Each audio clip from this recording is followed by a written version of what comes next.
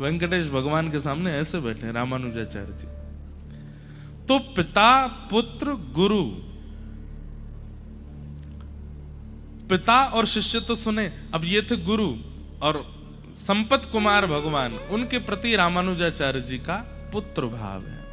ठाकुर जी पुत्र हैं और रामानुजाचार्य जी पिता के भांति वहां ठाकुर जी के सन्मुख हैं। ऐसे श्रीमद रामानुजाचार्य जी महाराज, उनकी कृपा से दक्षिण भारत में आज भी भक्ति का संचार, आज भी भक्ति प्रवाहित हो रही है। ऐसे आचार्य चरण को हम बारंबार प्रणाम करते हैं। नख पे धार लियो गिरिराज, नाम गिरधारी पायो है। नख पे धार लियो गिरिराज,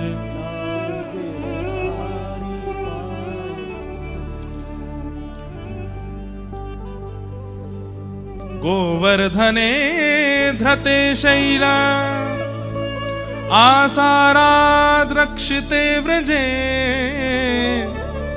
गोलोकादाव्रजत् कृष्णं, सुरभि सक्र एव च।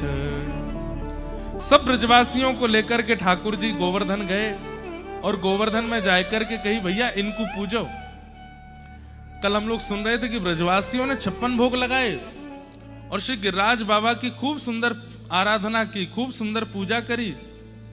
ठाकुर जी स्वयं अपने हाथन से जाकर के श्री गिरिराज जी को 56 भोग अरोगा रहे हैं, खूब आनंद कर रहे थे। ब्रजवासी उछल उछल करके नाच रहे थे।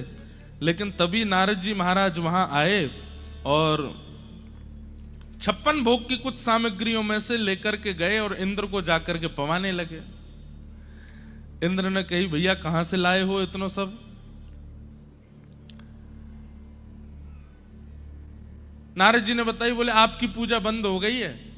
अब ब्रजमंडल में आपकी पूजा बंद हो गई है, गिरिराज जी की पूजा शुरू हो गई, तो उसी के 56 भोग हमें मिले तो हमने कि आपको भी खिलाते चलें। इंद्र को बड़ी तेज क्रोध आया, बोले ब्रजवासियों ने मेरी पूजा बंद कर दी। एक बात बहुत ध्यान से सुनिएगा, हम किसी के प्रति कोई व्यवहार करते हैं और उस व्यवहार में एक बार कोई कमी आ जाती है और सामने वाला व्यक्ति विचलित हो जाता है, इसका मतलब क्या है? वो व्यक्ति योग्य नहीं है। जैसे मान लीजिए पत्नी अपने पति की खूब सेवा करती है, जैसे पति को भोजन चाहिए वैसा भोजन, जैसे वस्त्र चाहिए वैसे वस्त्र, जैसा व्यवहार चाहिए वैसा व्यवहार रोज करती है। 6 महीना कोई कटौती नहीं हुई, लेकिन एक दिन इतनी सी गलती होने पर और पति नाराज हो जाए, इसका मतलब क्या है? 6 महीने आपकी की गई सारी आराधना व्यर्थ हो जाती है केवल एक बार की क्रिया में। तो इसका मतलब आप दोषी नहीं है, उसका स्वभाव ही खराब है, उसका स्वभाव ही उचित नहीं है। ठाकुर जी ऐसे नहीं है। भगवान का स्वरूप कैसा है? आप 6 महीना खूब प्रेम से करो, लेकिन एक दिन कोई अपराध बन जाए तो कई लोगों को डर लगता है कि जैसे किसी का कोई नियम था, एकादशी का नियम था, साल हो गया 2 साल हो गए, खूब बढ़िया एकादशी चल रही है, हर महीने करते हैं, भूलते नहीं है, लेकिन गलती से एक एकादशी निकल गई, उस पर कुछ अन्न खा लिया तो कई लोग डर जाते हैं, ठाकुर जी अब नाराज हो गए होंगे। अगर वास्तव में आप भगवान की आराधना करते हैं और एक सच्चे भक्त के भांति सच्चे भगवान की सेवा करते हैं, ठाकुर जी नाराज नहीं होते। ये तो छोटे मोटे इधर उधर के जो होते हैं ना, इनकी जब आराधना करते हो और उसमें जरा सी कमी होती है तो वो नाराज हो जाते हैं। जैसे एक जगह मैं गया, मैंने वहां के लोगों से कहा आप लोग बलि क्यों करते हो? बोले हम बलि नहीं करें तो हमारे देवता नाराज हो जाते हैं। मैंने कहा अच्छा, एक जीव को एक बार ना मारा जाए तो देव नाराज होते हैं और जीव की रक्षा करो तो? बोले वो तो अच्छी बात है ही है, पर मैंने कहा देखो ये देव का स्वरूप नहीं है। वो देव तुल्य होंगे, देवता की श्रेणी में होंगे, लेकिन बात एक हमारी बहुत ध्यान से सुनिएगा। कई बार आपके द्वारा लिखे गए पत्र, आपके द्वारा किए गए कमेंट्स, आपके द्वारा किए गए मेल्स, उससे प्रधानमंत्री नाराज नहीं होता, नीचे वाले हो जाते हैं। प्रधानमंत्री आपके घर आए, आपने उचित व्यवस्था नहीं करी, वो उनको बुरा नहीं लगेगा, वो इसीलिए तो विशाल हैं, इसीलिए तो श्रेष्ठ हैं। लेकिन कोई छोटा मोटा अधिकारी आ जाए जो कभी प्रधानमंत्री के संग रहा हो, वो घर आ जाए और उसकी सेवा में चूक हो जाए, 2 मिनट में उसकी भौंच चढ़ जाती है। आपने ये नहीं किया, आपने वो नहीं किया, आपने ऐसा नहीं किया। ठीक वैसे ही अगर मूल ठाकुर जी की आप आराधना करते हैं, वो नाराज नहीं होते। उनकी सेवा में आपसे कोई अपराध बन जाए, कोई गलती हो जाए, हां एक चीज से नाराज होते हैं बस, और वो क्या है? किसी भगवत भक्त का अपराध, भक्त का अपराध, ब्राह्मण का अपराध, गौ का अपराध और नारी अपराध। ये 4 अपराध ठाकुर जी से सहन नहीं होते। आपने ठाकुर जी का श्रृंगार नहीं किया अच्छे से, वो नाराज नहीं होंगे। आपने ठाकुर जी को भोग नहीं लगाया, वो नाराज नहीं होंगे। पर एक स्त्री का अपमान कर रहे हो और ठाकुर जी को 56 भोग लगा रहे हो, ठाकुर जी निश्चित नाराज होंगे। ठाकुर जी को सोने चांदी के आभूषण पहना रहे हो और यहां ब्राह्मणों को गाली दे रहे हो, ठाकुर जी निश्चित नाराज होंगे। गायों की रज रज के सेवा कर रहे हो, लेकिन भक्तों को कुछ नहीं समझते हो, तो ठाकुर जी निश्चित नाराज होंगे। इसलिए ये 4 बातों का ध्यान रखिए। एक तो कभी गौ सेवा में आपके प्रति अपराध ना बने, विप्र सेवा में अपराध ना बने, भक्त सेवा में अपराध ना बने, और स्त्री के मान सम्मान में आपसे अपराध ना बने, तो ठाकुर जी आपसे नाराज नहीं है। कई लोग कहेंगे महाराज जी स्त्री पुरुष का अपराध करे, वो स्त्री पुरुष का अपमान करे, उसमें नाराज नहीं होते ठाकुर जी। देखो पहले के जमाने में स्त्रियां किसी को अपशब्द बोलती ही नहीं थी। अब कलयुग आ गया है और अब घोर कलयुग आ गया है, और इस घोर कलयुग के कारण क्या हो गया भैया? वो पीछे अम्मा क्यों उठी? गुब्बारा गिर गया? क्या गिरा? सब ठीक है ना? हाँ ठीक है, बैठ जाओ। छिपकली गिरी थी क्या?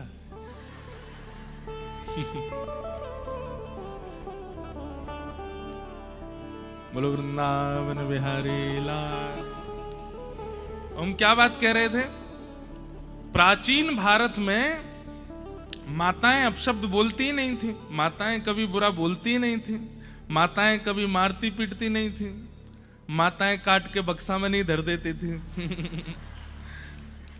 अब तो आए दिन सुनने में आ जाता है, हर 2-3-4 महीना में कुछ हो गया, वैसे ही ब्याह नहीं कर रहे और डर लगे आ जाता है, क्या करें। लेकिन एक बात सुनिएगा, रेशियो देखो। अगर रेशियो देखने पर आओगे तो भाई लोग तो हर दिन कोई ना कोई कुछ ना कुछ करता ही रहता है। माताओं के आते हैं 2 महीना 6 महीना में कोई एक बात, क्योंकि अभी भी स्वभाव इतना नहीं बिगड़ा है, अभी भी सहज भाषी, मृदु भाषी, प्रिय बोलना, ख्याल रखना, ये मां का स्वभाव होता ही है। इसलिए उनके लिए कहा गया है कि भाई उनका अगर सम्मान में कोई, यत्र नार्यस्तु पूज्यन्ते रमन्ते तत्र देवता, अगर नारी का सम्मान नहीं करते हो तो ठाकुर जी नाराज होते हैं।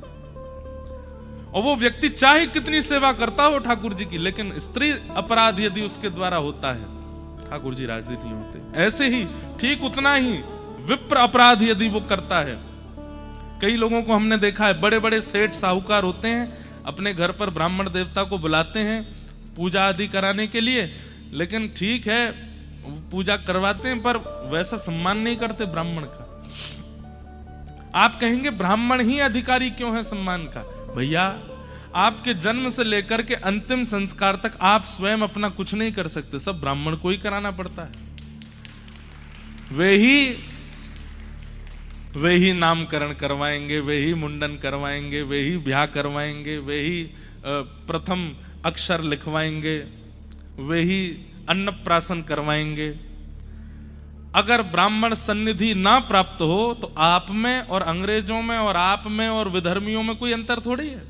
ब्राह्मण सानिध्य के कारण आप वैष्णव कहलाते हो, आप हिंदू कहलाते हो, आप सनातनी कहलाते हो। अगर ब्राह्मण नहीं है, आप अपने आप ही करके तो दिखाओ, कुछ नहीं कर पाओगे।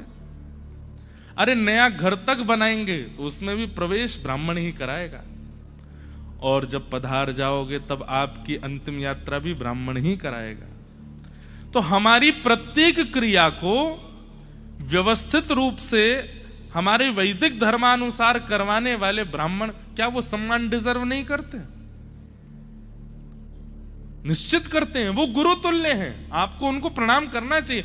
शास्त्र तो ऐसी आज्ञा करते हैं, अगर कोई ब्राह्मण कुल में जन्मा है और ब्राह्मणेतर कर्म करता है, मतलब जो ब्राह्मणों के काम नहीं होते वो करता है, तो भी वो प्रणम्य है। दक्षिण भारत की राम कथा में तो ऐसा तक सुनने में आता है कि महादेव की आराधना जब कर रहे थे रामेश्वरम भगवान की, तो रावण ही आया था पूजा कराने के लिए, क्योंकि है तो ब्राह्मण, भले ही राक्षसत्व में है। और जब वो आया तो उसने आकर के कह दिया, बोले कि भाई बिना गृहिणी के तो नहीं होगी। तो फिर सब ने आसन से उठा, बोले आसन पे तो तुम ब्राह्मणों से उठ के इधर आओ। और जब किनारे गए तो बोले कि गृहिणी तो तुम्हारे पास ही है। तो बोले ठीक है मैं ले आता हूं, लेकिन केवल पूजा तक रहेंगे, फिर उसके बाद मैं ले जाऊंगा। तो राम जी बोले जैसा आपको उचित लगे। तो फिर रावण लेके आया सीता जी को और जाकर कहा बैठिए, और वाम भाग में जब सीता जी बैठी हैं तब महादेव की आराधना रावण ने करवाई। और उसके बाद जब आराधना पूरी हो गई, राम जी ने दक्षिणा प्रदान की। दक्षिणा प्रदान करने के बाद में ब्राह्मण को जो उचित सम्मान प्रणाम आदि करना चाहिए वो सब किया, और रावण ने आशीर्वाद दिया है। और रावण को यही आशीर्वाद देना पड़ेगा, क्या चिर सौभाग्यवती भव, आपका सौभाग्य, आपके पति सदा सर्वदा आपके नेत्रों के सन्मुख रहे। और जब सब हो गया, आसन से उतरती फिर राक्षस बन गया। बोले आइए बैठो विमान में चलो। ऐसा दक्षिण भारत की जो रामायण भी अनेक है ना, उसमें एक में ऐसा भाव भी है। तो ब्राह्मण का सम्मान करना ये बहुत आवश्यक है। आजकल लोग जातिवाद में आकर के ये भूल जाते हैं कि ये उचित नहीं है, बल्कि उसकी जगह दूसरी बात कहने लगते हैं कि यही क्यों अधिकारी, हम क्यों नहीं है। सबके अधिकार विभक्त किए गए हैं। बोतल में ऊपर की तरफ वो होती है, क्या बोलते हैं उसको, ढक्कन। अब ढक्कन तो ऊपर होता है और नीचे का जो हिस्सा है वो रो रहा है। बोले क्यों? बोले मेरे साथ बहुत अत्याचार किया, मुझे ऊपर करो, ढक्कन नीचे करो। हो सकता है ऐसा? ढक्कन नीचे कर देंगे तो क्या होगा? जब जब खुलेगा, जितना अंदर सार भरा है सब निकल जाएगा, कुछ नहीं बचेगा। अब इसी दिशा में जा रहे हैं हम लोग, ढक्कन को नीचे कर रहे हैं। और जिस दिन ढक्कन नीचे हो गया, और हो सा ही गया है, लोग बाग कहां करते हैं सम्मान अब। इसी वजह से धर्म टिकता नहीं, निकल जाता है। भक्ति टिकती नहीं, निकल जाती है। संस्कार रुकते नहीं, प्रस्थान कर जाते हैं। क्यों? ब्राह्मणों के उचित सम्मान नहीं करते, इसलिए ठाकुर जी नाराज होते हैं। तो स्त्रियों का सम्मान कीजिए, ब्राह्मणों का सम्मान कीजिए, गौ का सम्मान कीजिए और भक्तों का सम्मान। इन चारों में अगर आपसे चूक हो गई तो ठाकुर जी नाराज हो जाते हैं। इंद्र नाराज हो गया, क्यों? क्योंकि उसकी हजारों वर्षों से चली आ रही पूजा आज नहीं हुई है। ये कैसा देवता है? ये देव हो कैसे सकता है तो देवता ही, लेकिन ये भगवान नहीं है। इंद्र ने मेघमालाओं को आज्ञा कर दी, जाइए जाकर के ब्रजमंडल पर इतनी वर्षा करो, इतनी वर्षा करो कि पूरा ब्रजमंडल डूब जाए। सांबर तक मेघमालाओं ने आकर के इतनी जोर से वर्षा करना प्रारंभ किया, गड़गड़ करके बादल गरजने लगे। सब ब्रजवासी त्राहिमाम त्राहिमाम कह के दौड़ने लगे। हम तो पहले ही मना कर रहे हैं, इंद्र की पूजा बंद मत करो। ना मानी हमारी बात, या नेक्स्ट से छोरा की बात मान करके और सबन ने इंद्र की पूजा बंद कर दी। यही मारे इतनी जोर से इंद्र नाराज हैरो है। बंधुओं, गिरिराज लीला इतनी सुंदर है और इतनी विस्तृत है, कितने समाधान हो जाते हैं। भक्ति में आप ठाकुर जी के सन्मुख गए, आपने सब कुछ अर्पित कर दिया, 56 भोग लगा दिए, लेकिन जरा सी विपरीत अवस्था होने पर आपका विश्वास टूट गया, तो फिर ये उचित साधना नहीं है। वैष्णो देवी गए, जगन्नाथपुरी गए, खूब सेवा करके आए ठाकुर जी की, लेकिन सेवा करके लौट के जैसे आए तो एक अनुचित कृत्य यदि आपके साथ हो गया, उसी पर नाराज हो जाते हैं। बोले देवी मैया ने हमको पता नहीं हमसे नाराज हैं, या देवी मैया में अब बल नहीं बचा, हमारे साथ ये गलत क्यों हो रहा है। ये अविश्वास, अविश्वास नहीं भाई। देखो विश्वास कैसी चीज है। हम पैसे दे करके एयर टिकट लेते हैं, पायलट का नाम भले ही अनाउंस कर दिया जाता पर उसका रूप तो जानते नहीं, उसके बारे में बैकग्राउंड तो हमें पता नहीं। फ्लाइट में बैठ जाते हैं, जैसे टेक ऑफ होता है कई लोग सो जाते हैं। सो क्यों जाते हो आप फ्लाइट में बैठ के? क्योंकि आपको विश्वास है कि वो हमको बिल्कुल ठीक ठाक पहुंचा देगा। ट्रेन में बैठ जाते हैं, सो जाते हैं, क्यों? क्योंकि रेलवे लोको पायलट पर हमें विश्वास है। अरे फ्लाइट की यात्रा करते हैं, ट्रेन की यात्रा करते हैं, बस की यात्रा करते हैं, इतना विश्वास हमें होता है कि हमें सही सलामत पहुंचा देंगे। लोग बाग सलून पर जाते हैं, वहां तो आपके बाल काटने वाला, दाढ़ी बनाने वाला, वो तो साक्षात मृत्यु हाथ में लेकर के खड़ा रहता है, उसको हम 100 रुपए देते हैं और वो जैसे कहता मुंडी घुमाओ, ऐसा करो, सब जगह कर लेते हैं। अरे वो यहां तक घूम जाता है, उस पर भी हमें भरोसा होता है, लेकिन सर्वांगीण रूप से हमें सर्वस्व प्रदान करने वाले ठाकुर जी पर इतना भरोसा नहीं हो पाता। हम विश्वास एक सलून वाले पर कर सकते हैं, पायलट पर कर सकते हैं, लोको पायलट पर कर सकते हैं, ड्राइवर पर कर सकते हैं, लेकिन पूरे विश्व का संचार करने वाले उस ईश्वर पर विश्वास नहीं हो पाता। उन पर विश्वास में क्यों कमी रह जाती है? भक्ति में सबसे श्रेष्ठ प्रस्तुत करने वाली वस्तु यदि कोई है तो वो विश्वास है। आप चाहे जो दे दीजिए, लेकिन विश्वास कमी है, विश्वास खटा है, उसका कोई फायदा नहीं।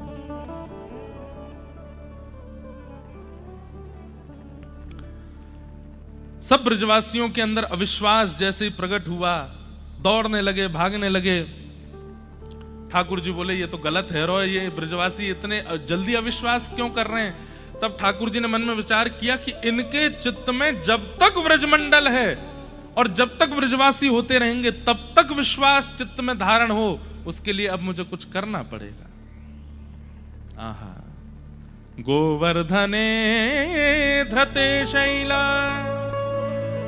इतने में ही ठाकुर जी ने श्री गिरिराज जी को प्रणाम किया और गिरिराज जी को प्रणाम करके अपनी दोनों भुजाओं से जैसे ही अधर किया तो गिरिराज जी कहते हैं ठाकुर जी ने ऐसे उठाए हैं। शुक्राचार्य जी वर्णन करते हैं, शब्दों का वर्णन ऐसा करते हैं कि ठाकुर जी ने गिरिराज जी ऐसे उठाए जैसे कोई छोटा बालक पुष्प को उठा लेता है। बिल्कुल जोर नहीं लगा ठाकुर जी को, तुरंत यूं उठाए, भीतर पहुंचे और बिल्कुल मध्यस्थ में जाकर के अपने बाम हस्त की कन्नी उंगली के नख पर ठाकुर जी ने श्री गिरिराज जी को धारण कर लिया। बोलो गोवर्धन नाथ की जय। सब ब्रजवासी दौड़ रहे हैं। अच्छा, एक अद्भुत बात, गिरिराज जी कितने बड़े हैं? 7 कोस, एक कोस में 3 किलोमीटर, 21 किलोमीटर के हैं गिरिराज जी। और 21 किलोमीटर के गिरिराज जी के नीचे कितने ब्रजवासी हैं? बोले 84 कोस के ब्रजवासी। 84 कोस के ब्रजवासी गिरिराज जी के नीचे आकर के खड़े हो गए। और केवल ब्रजवासी नहीं है, ब्रजवासी हैं, गैया हैं, बछियां हैं, बछड़ा हैं, बैलगाड़ी हैं। तो सोचो कैसे खड़े हैं सब। बोले बिल्कुल ऐसे एक से एक लग करके खड़े हैं, चारों तरफ बिल्कुल जैसे आप लोग बैठे हैं ऐसे चारों तरफ सब लाखों की तादाद में ब्रजवासी खड़े हैं। और एक शिला के ऊपर ठाकुर जी ऐसे उंगली पर धारण करके गिरिराज जी को ठाड़े। नख पे धार लियो गिरिराज नाम गिरधारी पायो है। नख पे धार लियो गिरिराज नाम गिरधारी पायो है। गिरिराज नाम गिरधारी पायो है।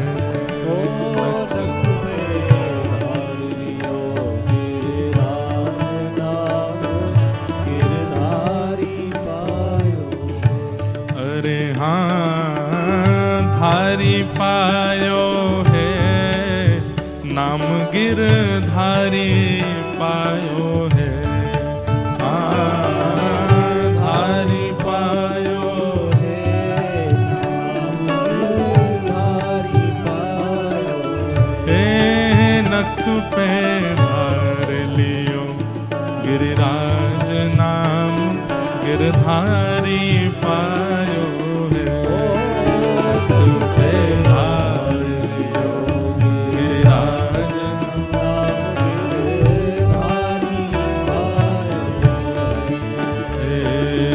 सुरपति पूजा मेट कृष्ण गिरिराज पूजायो है। सुरपति पूजा मेट कृष्ण गिरिराज हाँ सुरपति पूजा मेट कृष्ण गिरिराज पूजायो।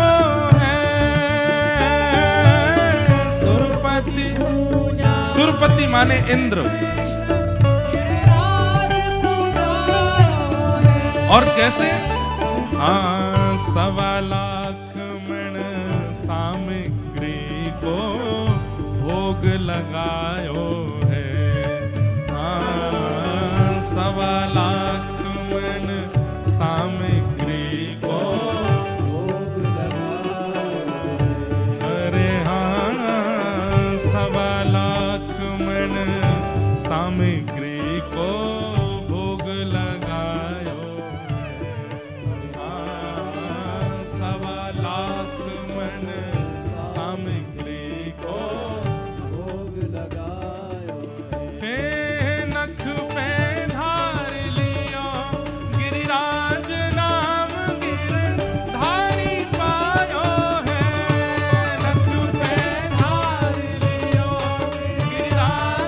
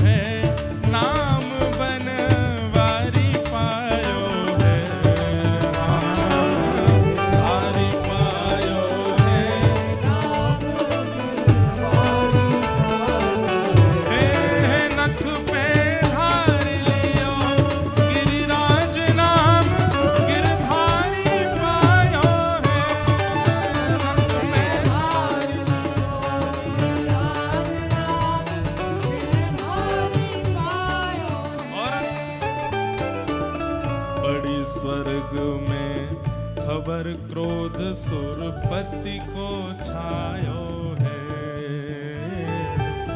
बड़ी स्वर्ग में खबर क्रोध सुरपति को छायो है। बड़ी स्वर्ग में खबर क्रोध सुरपति को छायो है।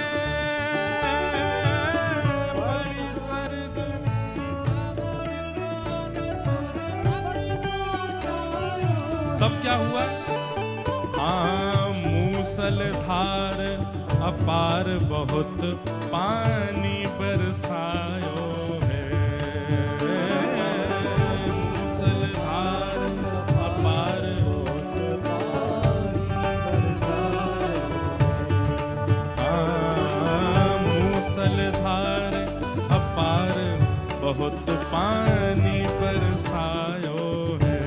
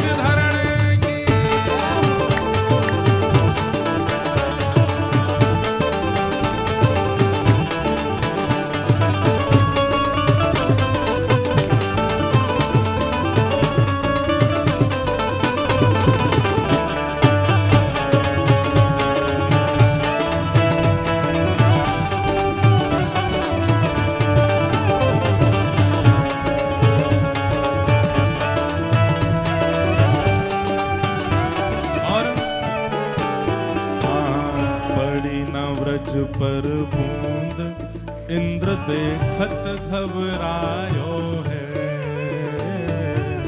पड़ी न ब्रज में बूंद इंद्र देखत घबरायो है। अरे हाँ, पड़ी न ब्रज में बूंद इंद्र देखत घबरायो है। पड़ी न ब्रज में बूंद इंद्र देखत घबरायो है। हाँ, ब्रजवासी सब कहें धरण गिरिराज उठायो है। ब्रजवासी सब कहें धरण गिरिराज उठायो।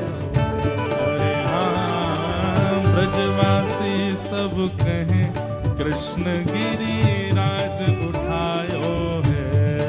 हाँ, ब्रजवासी सब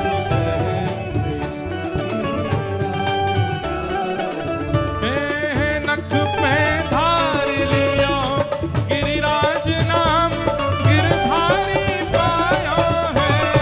नख पे धार लियो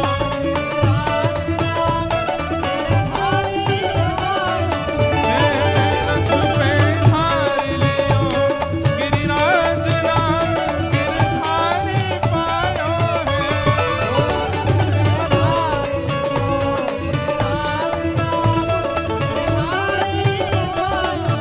धारी पायो है। नाम गिरधारी पायो है। हाँ, धारी पायो है। हे नख पे धार लियो गिरिराज नाम गिरधारी पायो है।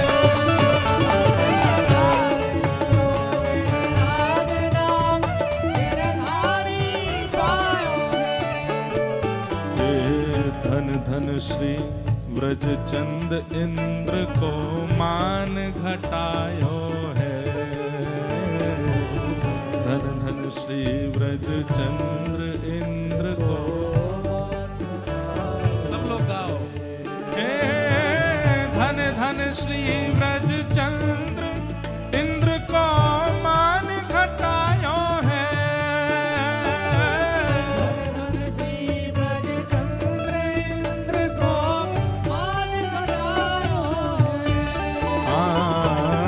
घासी राम गोवर्धन वारो हरि जस गायो है।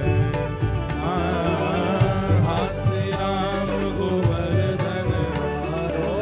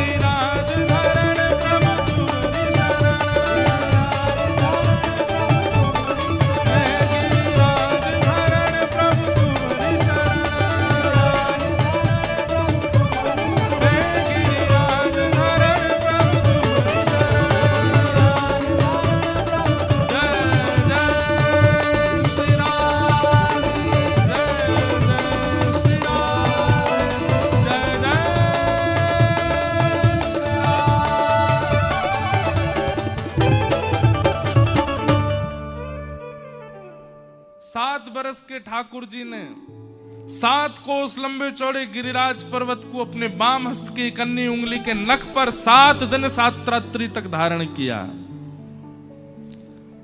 सब देखते रह गए।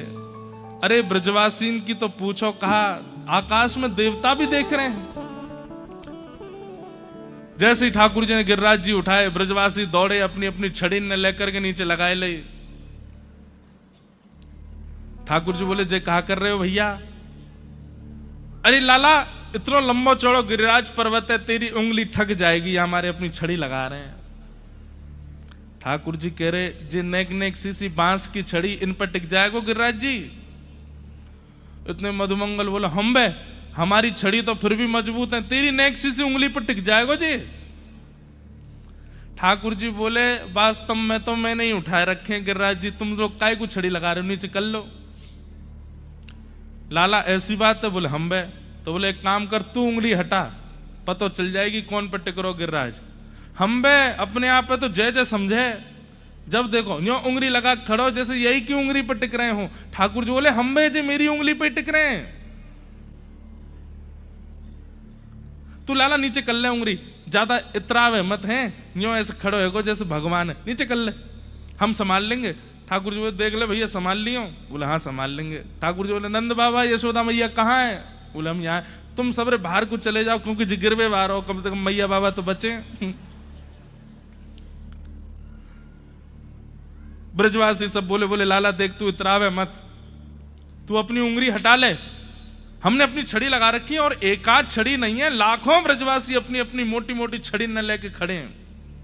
बंधुओं, पुराने जो उस समय के लोग थे, उनकी धरोहर क्या थी? माताओं की धरोहर मटके, चूल्हा, बनाने वाली सामग्री के पात्र, और भाई लोगों की धरोहर क्या है? कंठ में पहनने वाले कंठा, हाथन के कड़ूला, पाम के कड़ूला और छड़ी। इसके बिना तो निकलते ही नहीं, तो छड़ी तो सबके पास, सब ने लगा रखी है। ठाकुर जी बोले, तो संभालो भैया, मैं हटाऊं अपनी उंगली। जैसे ही ठाकुर जी नेक उंगली नीचे करी है, इतने तो चट चट चट चट इधरते इधरते सबन की छड़ी टूटने लगी, गड़गड़ करके गिरिराज जी नीचे आने लगे। ब्रजवासी बोले, लाला संभाल संभाल संभाल संभाल, बचाइयो। ठाकुर जी ने फिरते उंगली लगाई ली, बोले हटा के दिखाऊं? सब ब्रजवासी बोले, लाला हमारी ऐसी मोटी मोटी छड़ी टूट गई, जो सांची में तेरी उंगली पे टिक रहे हैं गिरिराज जी। अब तो सब टकटकी लगा के ठाकुर जी की उंगली देख रहे हैं। ठाकुर जी बोले, हम बे, हम नहीं उठा रखे हैं। लाला तेने कैसे उठाए लिए इतने बड़े गिरिराज जी? ठाकुर जी बोले, हम जय जय हैं, या हमारे उठाए लिए। बचपन ते कह तो आया हूं, मैया ते कही, गोपीन ते कही, बाबा ते कही, ग्वालान ते कही, तुम सबन ते कही मैंने कि मैं जय जय हूं, कोई न मानी मेरी बात। ब्रजवासी सब बोले, तेने ऐसो कहा कियो जो तू जय जय? ऐसो कियो कहा तेने? लाला तू आज बताए दे।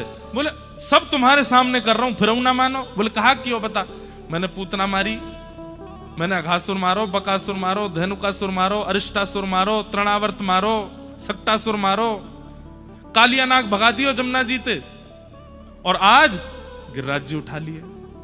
कोई सामान्य बालक कर सके ऐसो? जय जय तो कर सके। अब तो मान लो, ए चल मधुमंगल सीधा प्रणाम कर, जय जय हम।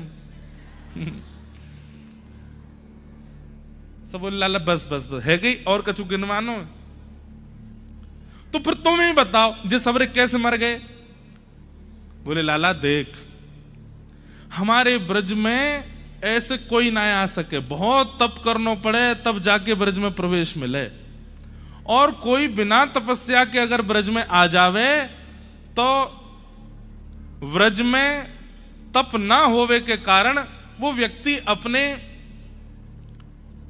निर्तप हैवे के कारण अपने आप ही मर जाए। अब जबरदस्ती की बात कर रहे हैं ब्रजवासी, क्या कह रहे हैं? बोले हमारे ब्रज में आवे के काजे बहुत तप करना पड़े, और ये पूतना, घासुर, बकासुर आदि इनने कोई न तप ना कियो, बिना तप के ब्रज में घुसेंगे तो जो बच्चे कुछ पुण्य वो छीण है जाएंगे, तो फिर मरना ही पड़ेगा।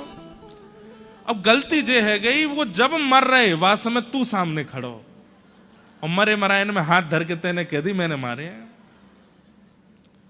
ठाकुर जी बोले अभी उंगली व्यस्त है, नहीं तो वास्तव में तुम सबन के हाथ जोड़ के दंडवत करूं मैं। कैसो तर्क निकाल के लाए हो। लेकिन ठाकुर जी ये बात सुनकर के उनके नेत्र सजल हो गए। ठाकुर जी बोले कितनों प्रेम करें ये ब्रजवासी, इनके सामने में। अभी आगे कथा आती है कि एक बार क्या हुआ कि श्री नंद बाबा असमय में नदी स्नान करने चले गए। तो असमय में नदी स्नान करने से देवता नाराज हो जाते हैं। तो असमय में नदी स्नान करने चले गए तो गंधर्व जन इनको पकड़ करके ले गए और नंद बाबा ने डुबकी लगाई, निकल के बाहर ही नहीं आए। घंटों है गए, सब ब्रजवासी ढूंढने लगे नंद बाबा कहां गए कहां गए कहां गए। तब ठाकुर जी आए। ठाकुर जी ने एक गोता लगाया भीतर और जैसे ही गए तो पता चल गई ठाकुर जी को कि देवगण ले गए उनको, असमय में स्नान कर रहे थे। तो जैसे ही ठाकुर जी पहुंचे देवलोक, सब देवता नतमस्तक हो गए, जय हो ठाकुर जी। बोले मेरे पिताजी को कौन लेके आया? और गलती हो गई भगवान, लाओ इधर लाओ। नंद बाबा आए, नंद बाबा की उंगली पकड़ के ठाकुर जी उनको वापस ब्रज लेकर के आए। तो जैसे ही नंद बाबा वापस आए तो बाकी सब तो थोड़ा थोड़ा उनको भूल गया था क्या हुआ था क्या नहीं, पर बोले मुझे इतना याद है कि जैसे ही लाला वहां आयो, बड़े बड़े देवता, ऐसे लंबे चौड़े देवता, उनके 4-4 हाथ है, ऐसे मुकुट पहन रखे सबन ने, और जैसे ही लाला आयो सबरे याकू प्रणाम करने लगे, मैंने अपनी आंखन ते देखो। तो ये बात सुन करके छोटे छोटे ब्रजवासी बालक सब लाला के पीछे पड़ गए। लाला तू सांची जय जय। नंद बाबा बता रहे सबरे देवता तो प्रणाम कर रहे। ठाकुर जी बोले हम बे चल हाथ दबा मेरो, तू पाम दबा चल। सब सेवा कराने लगे। सब ब्रजवासी बोले लाला तू सांची जय जय, आज तो हमें भरोसा है। ये बाद की लीला है, गिरिराज पूजा के बाद। आज तो हमें भरोसा है गो लाला, तेने राक्षसों मारे, तेने कालिया नागो भगा दियो, तेने गिरिराज उठा लिए। ठाकुर जी बड़ी देर में विश्वास भयो, लेकिन कोई बात ना, चलो अब मैं रोज पूजा करियो है ना। बोले हाँ लाला, अब एक काम कर दे। बोले कहा तू हमारो सखा है ना? बोले हाँ। एक बार हमें दिखा तो ला ये स्वर्ग है कैसा, या वैकुंठ को ना एक दर्शन करा ला हमें। सो ठाकुर जी उठ के बैठ गए, वैकुंठ देखोगे? बोले हम बे लाला एक बार दिखा ला। ठाकुर जी चलो दिखा के लाऊं। इतने में ठाकुर जी ने गरुण जी बुलाए। गरुण जी आए उड़ते भय आकाश थे।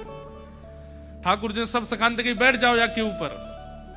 सब बैठ गए, ठाकुर जी भी बैठ गए, और जैसे ही वैकुंठ पहुंचे हैं, आहा, स्वर्ण के अद्भुत अद्भुत मणियों से मणित दरवाजे अपने आप खुलने लगे। गरुण जी जाकर के जैसे ही विराजमान हुए, अपने आप स्वर्ण की सीढ़ियां आ गई, उनसे उतर रहे हैं सबरे नीचे। नीचे उतरे तो उतरते ही महाराज सबको माला पहना रही हैं अप्सराएं, सुंदर सुंदर पेय जल लेकर के आई हैं पीने के लिए। ग्वाल वाल बोले लाला जी वैकुंठ है? बोले हाँ जी वैकुंठ है। ये कौन है हाथी पे डोल लो का? बोले इंद्र है।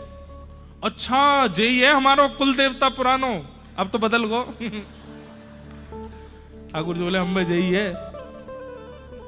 लाला ये दारी के एक बार प्रणाम करवा दे हमें, जाने साल भर हमते प्रणाम करवाइए। ठाकुर जी बोले अभी करवाओ। ए इंद्र इधर आओ। ठाकुर जी की आज्ञा मानते तुरंत ऐरावत हाथी नीचे बैठ गया। इंद्र उतर के नीचे आया, प्रणाम करो। सब ब्रजवासियों को प्रणाम करे। लंबे अब आवा आयो, अब ने चैन मिलो, इतने 56 भोग पाए आने हमते। लाला जी 4 मुंह वारो कौन डोलो? बोले जो ब्रह्मा है, पूरी दुनिया यही ने बनाई। मधुमंगल बोला लाला ने क्या बोलाइयो? बोले काय को याने मोकू कारो काय को बनाया और मेरो विचित्र काय को बनाया, या तो ने शिकायत कर। सब ब्रजवासी इतना आनंद कर रहे हैं। इतने में ही श्री वैकुंठ के मंदिर में साक्षात नारायण विराजमान है। 4 भुजा वाले ठाकुर जी शंख चक्र गदा पद्म लेकर के बैठे हैं। और नारायण और कृष्ण अलग थोड़े एक ही हैं। ब्रजवासी बोले लाला जे कौन है भीतर बैठो का कारो कारो सो? बोले ये वैकुंठ के भगवान नारायण है। बोले अच्छा लाला यार ने पास तो देखे। बोले चलो भीतर। भीतर गए तो जाकर के देखे, वहीं जय विजय पार्षदों ने थोड़ी भीतर जाके रोक दिया। बोले इससे अंदर आप नहीं जा सकते, ये यहाँ मर्यादा है। सब ब्रजवासी बोले लाला यहाँ को मुंह तो बिल्कुल तेरे जैसा ही है, बिल्कुल तेरी जैसी नाक कान आंख, हंसे भी तेरे जैसा ही है, लेकिन लाला हमें जेना है चाहिए। बोले क्यों? यहाँ तो बड़ी मर्यादा है, हमारा तो मन है रो कि हम या की गोद में बैठेंगे, या के संग ने खेलेंगे, ने मक्खन या को खवामेंगे, फिर याते हम खा लेंगे। ठाकुर जी बोले भाई मर्यादा में ही रहने दो, ये सब मेरे संग कर लियो, चलो आओ बाहर। बाहर लेके आए, फिर 10-15 कक्ष खुलवा दिए ठाकुर जी ने, जाओ सबरे एक एक कमरा में जाके आराम करो। बढ़िया सुंदर मखमली गद्दा लग रहे हैं, सबरे ब्रजवासी उछल रहे हैं उन पर जोर जोड़ते, जो मन खावे को करे वो सामने प्रस्तुत है जाए, खा रहे हैं, पी रहे हैं, आनंद कर रहे हैं। नदी है, सरोवर है, पहाड़ हैं, गरुड़ जी हाथ जोड़ के खड़े हैं, कहीं घूमने जाना हो तो बताइए ले चलें। 2-4 घंटा ब्रजवासी ने खूब आनंद किया। ठाकुर जी बोले प्रसन्न हो लाला, एक बात कहें? बोले हाँ। बहुत आनंद आ रहा है यार बैकुंठ में। बोले अच्छा आनंद आ रहा है? बोले हाँ। तो फिर एक काम करो। बोले कहा मैं जा रहा हूं वापस नंद बाबा यशोदा मैया के पास, तुम लोग यहीं रहो बैकुंठ में। ये बात सुनते ही ब्रजवासी रोने लगे, चरण पकड़ लिए। बोले लाला जे कितनो सुंदर होए, यहाँ कितनी व्यवस्था हो, पर हमारे वृंदावन तो सुंदर ना है, हमें वापस वृंदावन ही ले चल। सब देवताओं को ठाकुर जी ने अपने सामने प्रकट किया। बोले तुम सबके मन में संशय आता है कि ब्रजवासी मुझे इतने प्रिय क्यों हैं? बोले जो वैकुंठ को भी त्याग सकते हैं जिस नगर के लिए, वृंदावन के लिए, वो हैं ये ब्रजवासी। इनको वैकुंठ प्रिय नहीं है, इनको स्वर्ग प्रिय नहीं है। अरे कहां तक कहें, कुछ समय बाद जब मैं व्रत छोड़ करके जाऊंगा, इनके प्राण बसते हैं मुझ में, ये मेरा त्याग भी कर देंगे लेकिन वृंदावन से नहीं जाएंगे। अरे मथुरा दूर नहीं है वृंदावन से, ये चाहे तो 6 बार जाकर के मथुरा मिलके आ सकते हैं, लेकिन नहीं जाएगा एक भी ब्रजवासी मथुरा। क्यों? वृंदावन नहीं छोड़ सकते। वृंदावन हमें कृष्ण से भी अति प्रिय है। वृंदावन नगर नहीं है बंधुओं, वृंदावन कोई स्थान नहीं है। वृंदावन स्वयं श्री प्रिया प्रियतम ही नगर रूप में, स्थूल रूप में विराजमान हो गए। वहां के कण कण में, वृक्ष में, गलियों में, मोहल्ले में, हर जगह श्री कृष्ण विराजमान है। और एक बात बोलूं, कई बार अति प्रिय व्यक्ति तो चला गया लेकिन उसकी सुगंधी रह गई। अति प्रिय व्यक्ति तो चला गया लेकिन उसका अनुभव रह गया हमारे पास।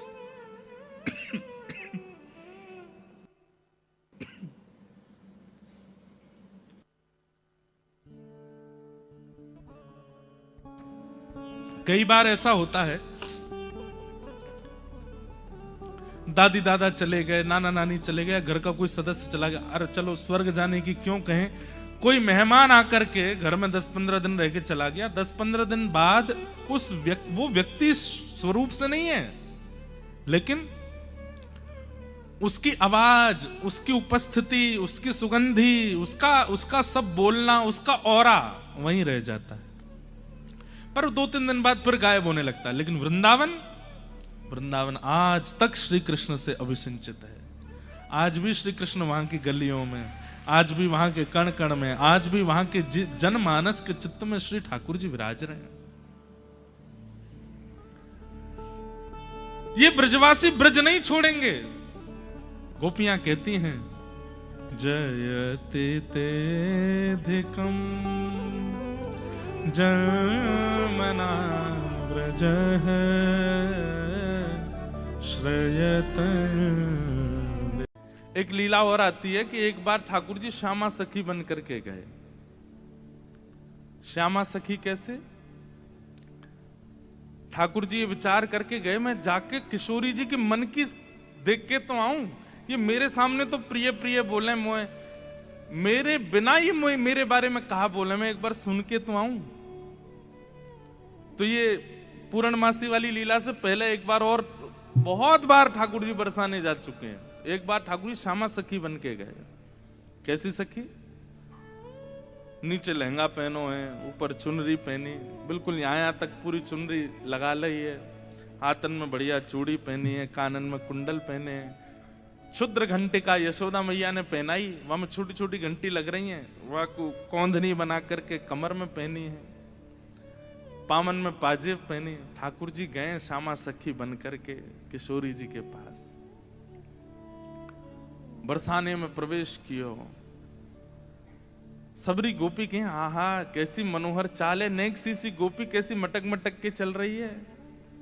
अरे सखी तू कौन की लाली है? ठाकुर जी तेज तो हैं बोलने में, जो पूछे तू कौन की लाली, बोले तेरी हूं, भूल गई।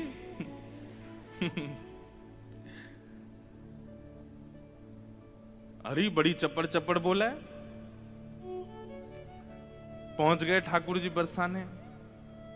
बरसाने में द्वार पर जाकर के सखीन से बोले मुझको भीतर जान दो। सखी बोली कौन हो तुम? बोली मैं श्यामा सखी हूं। कहां ते आई हो? बोले पास के गांव नंदगाम ते आई हूं और मुझ किशोरी जी ते बहुत जरूरी बात करनी है, मुझको मिलवाओ। ठाकुर जी भीतर गए। सखीन ने बोली बोले भानु बाबा के पास जाओ, शिकायत आदि करनी है, कोई न्याय चाहिए तो वहां जाओ, ये किशोरी जी के पास आवे के लिए नहीं है। और नहीं हम तो किशोरी जी से ही बात करेंगी, ऐसी बात है कि मैं वृषभानु जी से ना कह सकूं। सखीन ने जाकर के भीतर किशोरी जी से कही, हे लाडली जो, बाहर एक गोपी ठाड़ी है और यूं कह रही है कि वह आपसे ही बात करनी है और आपसे बात करके कछु न्याय करानो है। किशोरी जी बोली अच्छा बुलाओ भीतर। द्वार खुले। आहा ठाकुर जी बढ़िया चुनरी पहन करके, ये गजगामिनी सी चाल, एक तो चाल ही ठाकुर जी की टेढ़ी मेढ़ी, ऊपर से सखी बन करके और ज्यादा बनावटी चल रहे हैं तो इतने प्यारे लग रहे हैं। किशोरी जी सिंहासन पर विराज रही हैं और श्याम सुंदर भीतर आ रहे हैं। सब लोग ध्यान से सुनिए। जैसे ही द्वार से भीतर आनो भयो, किशोरी जी तो कहें अरे सखी या की चाल तो देख कितनी बढ़िया है। ललिता विशाखा बोली हाँ चाल तो बढ़िया है। अरे देखियो या की कमर कैसी सुंदर लग रही है। ललिता विशाखा बोली श्री जी आपको पहली बार कोई सखी पर मोहित रहते हुए देखो हमने। आप तो सदा प्रियतम श्री श्याम सुंदर पे ही मोहित रहे में, लेकिन आज पहली बार। अरे पतो ना या की चाल ढाल और जो जो अंग या के दिखाई दे रहे हैं, जैसे घूंघट पकड़ी चल रही है, यहाँ से भुजा दिख रही है, नेक नेक थोड़ो उधर भी दिखाई दे रहा है, थोड़े थोड़े चरण भी दिखाई दे रहे हैं, जो जो अंग मुंह को दिख रहे हैं ना इतने प्रिय लग रहे हैं कि मैंने ऐसी प्रिय स्वरूप तो पहले देखो नहीं है। अरे ललिता तू मेरी एक बात, अभी मिले नहीं है ठाकुर जी। और किशोरी जी कहने ललिता तू मेरी एक बात सुन। बोल कहा ये जो भी बात करे वो सुन लेंगे, पर वाक्य बाद याकू अपने सखी समाज में ले लियो। मुख बड़ी भारी है, अभी याकू मुख नहीं दिखो, मुख मैं तभी यहाँ पे मोहित है गई हूं। विशाखा जी बोली नहीं रुक जाओ, आन तो दो, बात तो होने दो। किशोरी जी आज जैसे ठाकुर जी को देख के हो जाती है वैसी हो गई है एक सखी को देख। स्वयं पर भरोसा नहीं हो रहा है किशोरी जी को कि मैं ऐसी क्यों है रही हूं। ठाकुर जी आके सामने खड़े है गए। उन्हें एक बनावटी सी आवाज भी बना ली ठाकुर जी ने। किशोरी जी बोली कहो सखी कहा नाम है तुम्हारो? अजी मेरो नाम तो श्यामा सखी है। स्वर सुनते ही किशोरी जी के नेत्र बंद है गए। ललिता जी को हाथ पकड़ के कहें मुकु कहा है रो है, या कि चाल या के रूप रंग सब देख करके तुम या के स्वर में भी कछु आकर्षण है। ललिता जी बोली श्यामाजू ऐसे ना करो करें। अरे वो सखी है वहां पे आप मोहित का ही कोई बोले ना पतो ना या मैं तुम्हें ना लग रहा आकर्षण, बोलना हमें तो ना लग रहा। मैं एक बात कहता हूं बंधु, हमारे ठाकुर जी कैसे हैं? रूप रस स्पर्श गंध और शब्द, ये पांचों से आपको अपनी ओर आकर्षित करने की सामर्थ्य रखते हैं। आप कहो कि मैं नेत्रों से देखूंगा नहीं तो फिर श्री कृष्ण मुझे कैसे भाएंगे? वो कान में ऐसा स्वर बोल देंगे कि स्वर से आप उनके हो जाओगे। आप कहो कि मैं नेत्रों से देखूंगा भी नहीं कान से सुनूंगा भी नहीं, फिर श्री कृष्ण मुझे कैसे अपनाएंगे? अरे वो अपने अधरामृत को नेक कछु तिनका आपकी जिह्वा पे धर देंगे, वही से आप उनके हो जाओगे। आप कहोगे मैं नेत्र भी बंद कर लूं, कान भी बंद, मुख भी बंद, अब श्री कृष्ण मेरे कैसे होंगे?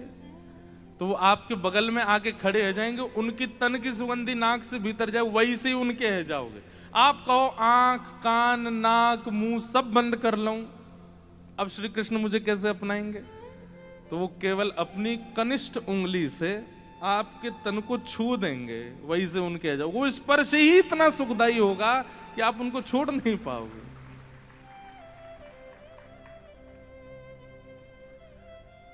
किशोरी जी कह रही हैं, अरे मैं अपने आपे तो बाहर जा रही हूं, ये सखी कैसी है, या कि स्वर कितने सुंदर। ठाकुर जी खड़े खड़े बोले, अरे श्यामाजू मुंह को इतनी देर है गई खड़े खड़े, आप मेरो न्याय करोगी कि नहीं करोगी? किशोरी जी बोले, अरे मैं तो ऐसे बहल गई, बताओ कहा बात है? बोली, मैं आपसे आज न्याय की याचना करवे आई हूं। मैं रहूं नंदगाम में, और नंदगाम में नंद बाबा के महल की बिल्कुल समीप ही मेरा घर है। तो विशाखा जी बोली, तो नंद बाबा के पास जाती न्याय लेवे, तुम बरसाने का को आई हो? बोले, वहां नहीं मिलेगा, यही मारे तो यहां आई हूं। और बात इतनी गंभीर है कि मैं वृषभानु बाबा ते ना कह सकूं, आप ते ही कहूंगी। किशोरी जी बोली, कहो। श्यामा सखी रोन लगी, ठाकुर जी रोन लगे, आंसू ने पहुंचने लगे। अरे मैं कहां बताऊं, कैसे मोहते कहूं, मुंह को तो लज्जा आ रही है बतावे में। श्री जी बोली, ऐसे मत करो, बताओ बताओ कहा बात है? बोले, कल परसों में दही बेकवे के कायजे जाई रही, इतने में मार्ग में श्याम सुंदर आए गए। किशोरी जी थोड़ी सहम गई, श्याम सुंदर? बोला, हाँ। अरे तुमने उनको बड़ी प्रशंसा सुनी है, उनकी बड़ी महिमा सुनी है, पर तुम उनके अंदर की ना जानो, वे बड़े छलिया हैं, बड़े कपटी हैं। किशोरी जी बोली, कहा कि श्याम सुंदर ने? हमारे ब्रज में रसिया गाते हैं, अरी मेरो मार्ग रोक्यो। ठाकुर जी गा रहे हैं किशोरी जी के सामने, अरी मेरो मार्ग रोक्यो, कृष्ण कन्हैया ने। अरी मेरो मार्ग रोक्यो, कृष्ण कन्हैया। अरी मेरो मार्ग रोक्यो, कृष्ण कन्हैया ने। अरी मेरो मार्ग रोक्यो, कृष्ण कन्हैया ने। अरी मोहे बड़ो दुख दीनो, नंद जी के छैया ने। अरी मोहे बड़ो दुख दीनो, नंद जी के छैया। अच्छा, किशोरी जी कह रही, कहा कियो माने? ओ मार्ग में मिल गए नंद लाला, मार्ग में मिल गए नंद लाला। संग लिए बहुत से ग्वाला, संग लिए बहुत से ग्वाला। हाँ, मार्ग में मिल गए नंद लाला, मार्ग में मिल गए नंद लाला। संग लिए बहुत से ग्वाला, संग लिए बहुत से। अरी मेरो घूंघट खोलो, अरी मेरो घूंघट खोलो। हाँ, अरी मेरो घूंघट खोलो। अरी मेरो कौन ने? खोलो। हाँ, वंशी बजैया ने। अरी मेरो घूंघट खोलो। वंशी बजैया हे। अरी मेरो मार्ग रोक्यो, कृष्ण कन्हैया ने। अरी मेरो मार्ग रोक्यो, कृष्ण कन्हैया। हाँ, अरी मोहे बड़ो दुख दीनो, कन्हैया कन्हैया ने। अरी मोहे बड़ो दुख दीनो, नंद जू के छैया। हे श्यामाजू, मैं कैसे बताऊं आपको? मैं तो मटकी भर के जा रही बेक बेक के काजे मार्ग में मिल गए। ठाकुर जी स्वयं ही अपनी शिकायत कर रहे हैं, ये जानने के लिए कि श्री जी क्या कहेंगे, श्री जी क्या बोलेंगे। रोक लियो मेरो मार्ग, और मार्ग रोक के बोले मुझको कर दो। कर माने टैक्स दो, जैसे टोल गेट लगे रहते हैं ऐसे ठाकुर जी ने जगह जगह ब्रज में नाकाबंदी लगा रखी है अपनी जबरदस्ती की। और जैसे इनको पता चले कि कोई सखी मथुरा को जा रही है तो वही मार्ग पर चले जाएं और जाए करके सब सखान के संग बैठ जाएं और आवे वाली सकीन तक कहें हमें कर दे के जाओ, जे मार्ग हमारे परदादा ने बनवायो है, ये मार्ग हतो ना हो, हमारे दादा परदादा ने ये मार्ग बनवायो, या हमारे यहाँ मार्ग को कर लेने को अधिकार हमारो, कर दो। गोपी के कहा कर चाहिए, बोले मटकी सब नीचे धर दे, हमारो जितनो मन होगो हम ले लेंगे, बच्ची कुछ तुम मथुरा ले जाइयो, ये करे। अब मटकी नीचे धर के अगर कोई गोपी कह दे कि लाला तो जितनो हो पाले, ठाकुर जी छोड़ेंगे वहां में? अरे भागवत जी में वर्णन आवे स्वयं पाले, लेकिन स्वयं को पेट तो नेक सो फिर ग्वालान ने पवा में गोपी के अब तो है गयो दे दो। अरे अभी हमारे और भी ग्वाला हैं। बोले फिर कौन नाम है? बोले मरकान भोक्षण विभजति सचेन नात्री भांडम भिनत्ति। फिर बंदरों को कू कू करके ठाकुर जी आवाज करते हैं, खूब सारे बंदर आ जाते हैं, फिर उनको बांटते हैं। वाक बाद गोपी के सब्र मक्खन तो खत्म है, क्यों मटकी है तो छोड़ दो। ठाकुर जी बोले मजो नहीं आयो, जब तक यहाँ मटकी की आवाज नहीं आवेगी नात्री भांडम भिनत्ति, डंडा ते वह मटकी फोड़े। फिर कहें गोपी मक्खन तेरो बासो हो नेक्सस, दोबारा लेके आइयो। ऐसो करे तुम्हारो ये कन्हैया, कौन कर देगो या को? अरे राजी राजी नेक कर ले ले तो बात ठीक भी है, ये तो मटकिन ने फोड़ दे, सबन ने खवाए दे, लेकिन मेरे संग तो बहुत बुरा कियो।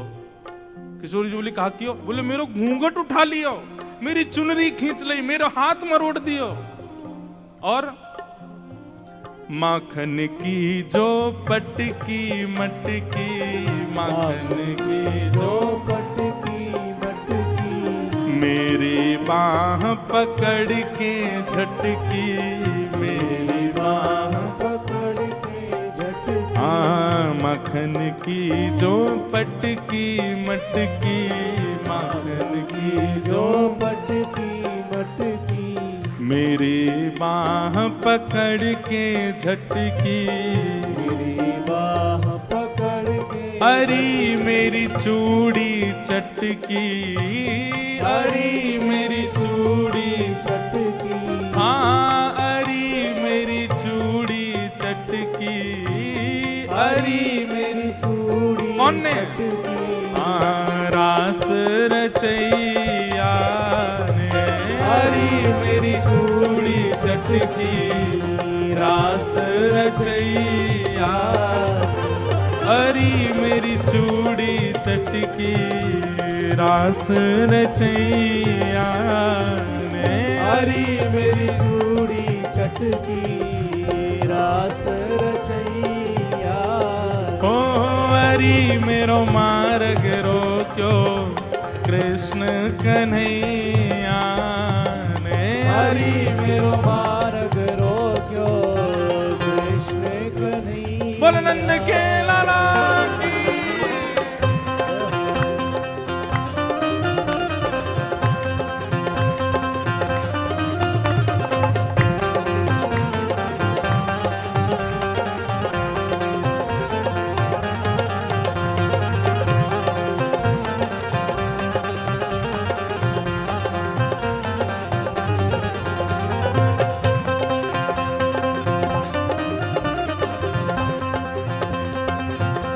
राधारमण लाल की।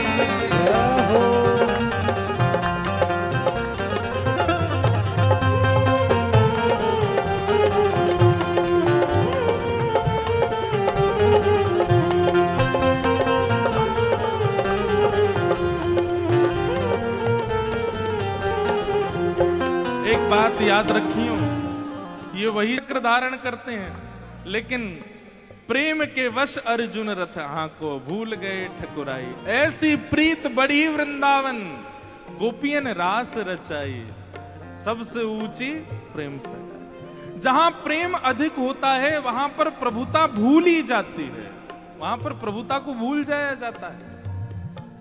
ठाकुर जी किशोरी जी के सामने खड़े हैं और किशोरी जी तो कह रहे हैं, अरे मेरे संग तो बहुत बुरा किया, रोन लगे जोर जोर से, पछाड़ खा खा के गिरे हैं। किशोरी जी कहें, अरे ललता या कुछ संभालो, ये तो बहुत रो रही है। अच्छा इतनो ही कियो और तो कछु ना कियो? अरे कहाँ बताऊं और कहा कियो? बोले और कहा कियो? पकड़ूं तो मेरे हाथ ना आवे, पकड़ूं तो मेरे हाथ ना आवे, पकड़ूं तो मेरे हाथ ना आवे, पकड़ूं तो मेरे हाथ ना आवे, अंगूठा दिखाए सरक सो जावे, अंगूठा दिखाए सरक सो जाए, हाँ अंगूठा दिखाए सरक सो जावे, अंगूठा दिखाए सरक सो जावे। अरे मोहे नाच नचायो, अरे मोहे नाच नचायो। अरे मुंह को इतनो डुलावे, इतनो डुलावे, सब मेरी मटकी फोड़ दे, मेरी चुनरी खींच दे, हाथ मरोड़ दे, चूरी ने तोड़ दे, और मैं पकड़ में जाऊं तो जन कौन कौन सी गलीन में भाग जाए, हाथ ही ना आवे मेरे। इतनो नचावे इतनो, कल तो हाँपते हाँपते मेरी सांस फूल गई। अरे मोहे नाच नचायो, अरे मोहे नाच नचायो, हाँ अरे मोहे नाच नचायो, अरे मोहे नाच नचायो। हाँ धेनु चरैया ने, अरे मोहे नाच नचायो, धेनु चरैया, अरे मोहे नाच नचायो, गैया चरैया ने, अरे मोहे नाच नचायो, गैया चरैया। हे अरे मेरो मार्ग रोक्यो, कृष्ण कन्हैया ने, अरे मेरो मार्ग रोक्यो, कृष्ण कन्हैया। लेकिन श्री जी मेरी एक बात सुनो, बोले कहा मैं तो चाहूं भी ना हूं कि वो मेरे पकड़ में आवे, क्यों? बिना पकड़ के इतना ऊधम मचावे, पकड़ लूंगी तो जन कहा करेगो। हाँ वह ऊधम जो बहुत मचावे, वह ऊधम जो बहुत मचावे, मेरी एक पेश नहीं आवे, मेरी एक पेश नहीं आवे, वह ऊधम जो बहुत मचावे, वह ऊधम जो बहुत मेरी एक पेश नहीं आवे, मेरी एक पेश नहीं। अरे मोहे बहुत सतावे, अरे मोहे बहुत सतावे, हाँ अरे मोहे बहुत सतावे, अरे मोहे बहुत सतावे, हाँ नाग नथैया ने, अरे मोहे बहुत सतावे, नाग नथैया, अरे मेरो मार्ग रोक्यो, कृष्ण कन्हैया ने, अरे मेरो मार्ग रोक्यो, कृष्ण कन्हैया। हे अरे मोहे बड़ो दुख दीनो, यशोदा के छैया ने, अरे मोहे बड़ो दुख दीनो, यशोदा के छैया। हाँ अरे मेरो मार्ग रोक्यो, कृष्ण कन्हैया ने, अरे मेरो मार्ग रोक्यो, कृष्ण कन्हैया। बोल छैल छगनिया गोपाल की, छैल छगनिया गोपाल। ऐसो कष्ट दे मुंह को मैं कहा बताऊं आपको। श्री जी थोड़ी घबरा सी गई। अच्छा श्री जी को यह है कि अकेले में मुंह से कन्हैया की बुराई कर ले तो मैं सह भी लूं। ये ललिता विशाखा के बीच में काहे को बोल रही है? ये तो वैसे ही उनसे चिड़ी रहे इतनो, इनके सामने क्यों कह रही है? श्री जी कह रही हैं, अरे तू चिंता मत करे, श्याम सुंदर को हृदय कारो नहीं है, वो बस स्वरूप ते ने कार्य से लगे, वो ने अपनी लीलान में थोड़े से ऐसे चटक मटक से हैं, बाकी हृदय से ऐसे नहीं है। तो ठाकुर जी तो सुनने आए हैं ना कि मेरे बारे में कैसे विचार हैं श्री जी के। अच्छा, आप बड़ी हृदय की जानो उनकी। ठाकुर जी कह रहे हैं, आप बड़ो पता हो उनके हृदय को। श्री जी बोली, मतलब ऐसो तो मुझे ना पता, लेकिन हाँ जितनो मैंने सुनो है, जितनो मैंने जानो है, वहां से मेरो अंदाजो ऐसो है कि वो हृदय ते ऐसे नहीं है, वो तो बस एक लीला करें। ठाकुर जी बोले, अरे श्यामाजू तुम कहा जानो, जाको रंग कारो होवे ना, जो भीतर ते अत्यंत कारो है जाए, वाको रंग भी कारो है जाए। अब तो ठाकुर जी ऐसी ऐसी बुराई करने लगे अपनी ही कि श्री जी को न क्रोध आवे, और फिर इनके हृदय के भाव सुनूं मैं। जाको हृदय बड़ो कारो रे ना, वाको रंग भी कारो है जाए। ये श्याम सुंदर केवल लीला नहीं करे, ये हृदय तो ही ऐसे हैं। मुझे तो ऐसा लगे जैसे आपने भौरों देखो है ना श्री जी, वो एक पुष्प पे बैठे वाको रस ले, फिर दूसरे पुष्प पे चलो जाए वाको रस ले, और देखो भौरों भी कारो रे और एक कन्हैया भी कारो। जे एक को कभी नहीं रह सके, ये तो सबको है। कमर भी टेढ़ी, चाल भी टेढ़ी, मुख भी टेढ़ी, और मुझे तो ऐसा लगे यशोदा मैया गोरी, नंद बाबा गोरे जी, इनको छोड़ा ना है जी कहीं और ते आयो है। ठाकुर जी बड़ी बड़ी बुराई करने लगे अपनी ही किशोरी जी के सामने। थोड़ी देर तो किशोरी जी सुनती रहीं, और थोड़ी देर बाद किशोरी जी को क्रोध आया, अपने स्थान पे खड़ी है गई, बोले, ए श्यामा सखी, बहुत देर रह गई तो बोलते बोलते, अब एक नहीं सुनूंगी तो तेरी कितने मक्खन चुरा लिए, कितनी मटकी फोड़ दी तेरी। अरे ललता लेके आ, भीतर तो याकू दे दे। यहां आ गई है रोवे के काजे, श्याम सुंदर की बुराई कर रही है, यहां पे खड़े है कि तू कहां जाने, वो कौन है। अरे पूरा ब्रह्मांड उनकी भ्रगुटी पर नृत्य करे, वो अगर अपनी भौं उठा दें तो नूतन प्रलय है जाएगो। अरे तुम ब्रजवासीन के प्रेम के काजे बेचारे यहां आए गए हैं, तुम ते नेक लीला कहा कर ली, शिकायत करवे आ गई वहां पे, और तू बड़ी श्याम वरण पे बहुत बोल रही कि जो हृदय को कारो वही स्वरूप ते कारो होवे। तू जाने कहा है वास्तव में, तोए देखें लोग, मोए देखें लोग, और कोई भी दृष्टा बने या हमारे अपना स्वरूप छुपाए करके आए वे, यदि अपने वास्तविक रूप में प्रकट है जाएं तो कोटि कोटि कंदर्प लुटावे लग जाएंगे, तो भी उनके रूप की उपमा नहीं कही जा सके। उनकी बुराई कर रही है मेरे सामने खड़े है के, वो टेढ़े से रहमे, वो ऐसे रहमे, वैसे। तू जाने कहा है उनके बारे में। अरे इंद्रादि देवता थर थर कांपे जिनके मारे, वो यशोदा मैया और तुम सब ब्रज गोपीन के काजे सहज है गए, सरल है गए, प्रेम के अधीन है करके सब लीला कर रहे हैं, और उनकी शिकायत कर भी आ गई है मेरे सामने। ठाकुर जी सुन के बड़े खुश है रहे मनी मन। आहा जैसे श्री जी ने शांत है जाए, ठाकुर जी फिर एक कोई बात बोल दे, फिर श्री बिल्कुल मत बोलियो, एक शब्द नहीं सुनूंगी श्याम सुंदर के लिए। खंबायुग्निम सलिलम महिम च ज्योतिम से सत्वानि दृशो द्रुमादीन सरित समुद्राम हरे शरीरम यत्किंच भूतम प्रणमेत अनन्यम। ये पूरा ब्रह्मांड उनका स्वरूप है, उनके रोम में कोटि कोटि ब्रह्मांड लुढ़कते हैं। इस ब्रह्मांड पर कृपा करके, इस भूमि पर कृपा करके वो जन्म लेकर के नंद यशोदा के यहां आ गए, और तुम उनके महत्व को नहीं समझ रही हो। अरे कोई ऊंची पदवी पर बैठो भयो, जब प्रेम के अधीन है जाए तो वो अपनी पदवी छोड़ करके कई बार आपके संग बैठ के पान लगे, आपकी थाली में बैठ के भोजन करने लगे। कोई आपकी थाली में भोजन कर रहा हो या को मतलब वो आपसे प्रेम बहुत करे। अरे सखी तू जाने ना है श्याम सुंदर को, वो साक्षात परमात्मा है। वो यदि तुम्हारे संग ये लीला कर रहे हैं तो अपने भाग्य मनाओ, अपने सौभाग्य मनाओ। उनकी रूप कांति को मैं कहा वर्णन करूं, कोटि कोटि किशोरी जी वार दई जाएं तो भी श्याम सुंदर की रूप की महिमा ना कही जा सके।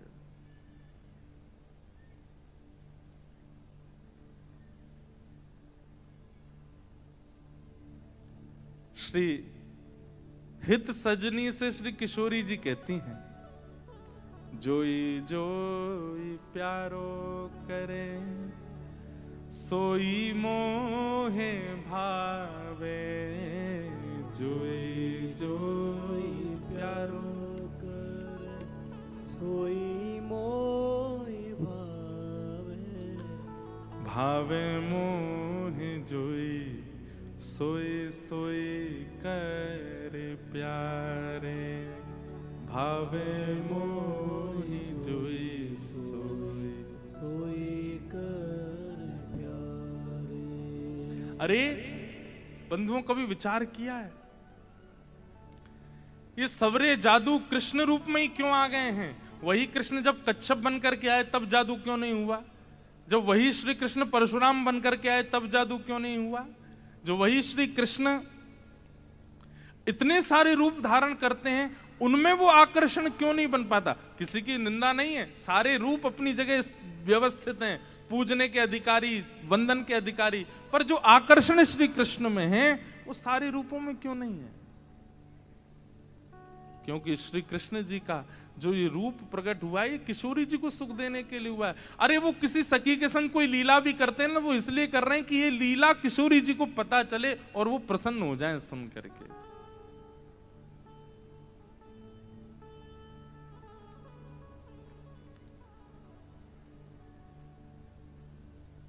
मेरे सामने एक शब्द नहीं बोली उनके बारे में। श्यामा सखी बोली, पहले तो मैंने संदेह में सुनी कि किशोरी जी को और हमारे नंद के लाला को कछु प्रेम संबंध है, पर आज तो मुंह को ऐसा लग रहा वास्तव में हते। किशोरी जी बोली, नहीं नहीं ऐसी कोई बात नहीं है, ये तो सब तुमने ऐसी मन। नहीं नहीं नहीं, मुंह को तो लग रही है ऐसा। आप इतनों कैसे जानो वाक्य के बारे में, इतनों कैसे मानो वाक्य के बारे में? किशोरी जी एक बात बताऊं? बोले हाँ। बोले मैं अकेली नहीं हूं शिकायत करवे वाली, ऐसी अनेक बैठी हैं। आपको ऐसा लग रहा है कि श्याम सुंदर तो केवल लीला कर रहे हैं, पर इस वक्त यही समय श्याम सुंदर कोई और सखी के संग भी ऐसी क्रिया कर रहे होंगे। वहां को मार्ग रोक रहे होंगे, वहां के हाथ पकड़ रहे होंगे, वहां की चुनरी उड़ा रहे होंगे, वहां की मटकी फोड़ रहे होंगे,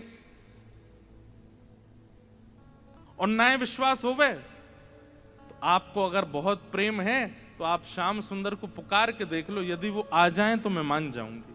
वो आमेंगे ही नहीं। ठाकुर जी कह रहे मैं तो सामने ही खड़ा हूं, मैं कैसे आऊंगा?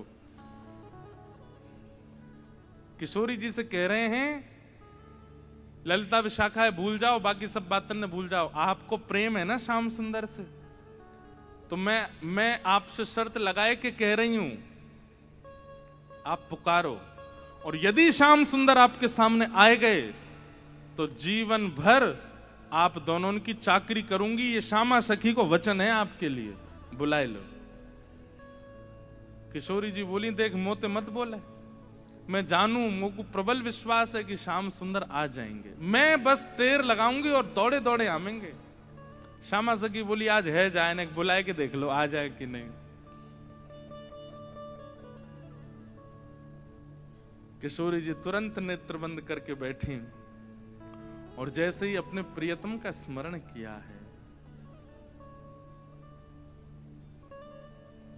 हूं तो दासी नित्य तिहारी, हूं तो दासी नित्य तिहारी, प्राणनाथ जीवन धन मेरे, प्राणनाथ जीवन धन मेरे, हो तुम पे मैं बलिहारी,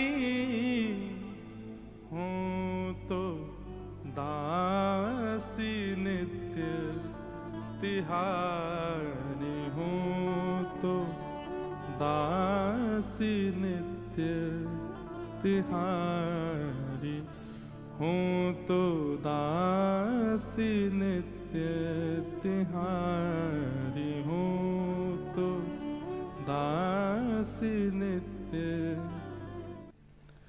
चाहे तुम अति प्रेम करो, तन मन सो मोहे अपनाओ, चाहे तुम अति प्रेम करो, तन मन सो मोहे अपनाओ, हूँ तो दासी नित्य तिहारी, हूँ तो दासी नित्य तिहारी। नेत्र बंद करके किशोरी जी स्मरण कर रही हैं श्याम सुंदर को, और जब कह रही हैं कि हे श्याम सुंदर मैं तो आपकी दासी हूं, जबकि ये बात गलत है। ठाकुर जी दास मानते हैं अपने आप को किशोरी जी के चरणों का, लेकिन आज किशोरी जी ने वास्तव में तो बात यह है कि जैसे ही नेत्र बंद किए हैं किशोरी जी ने और स्मरण करना प्रारंभ किया, कहां है श्याम सुंदर, कहां है मेरे प्राणनाथ, कहां है मेरे जीवन धन। तो जैसे किशोरी जी ने नेत्र बंद करके स्मरण कियो तो किशोरी जी पूरे ब्रजमंडल में भ्रमण कर आई, लेकिन ठाकुर जी नहीं मिले। किशोरी जी बोली हाँ श्याम सुंदर गए कहां, आज मेरे प्राणनाथ गए कहां। और ध्यान लगा करके देखो, श्याम सुंदर किसी गिरी कुंज में तो नहीं बैठे, कहीं यमुना तट पे तो नहीं बैठे, कहीं दूर तो नहीं चले गए, दिख क्यों नहीं रहे हैं।